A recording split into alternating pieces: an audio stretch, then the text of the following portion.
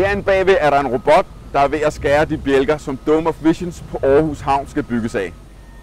Den her robot er en fræser, der tager nogle plader og skærer ud efter de dessiner, som arkitekten har givet.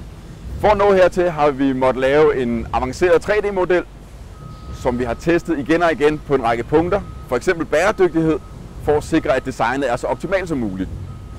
Det har vi så konverteret til nogle skærefiler, noget maskinsprog, som fræseren arbejder direkte efter.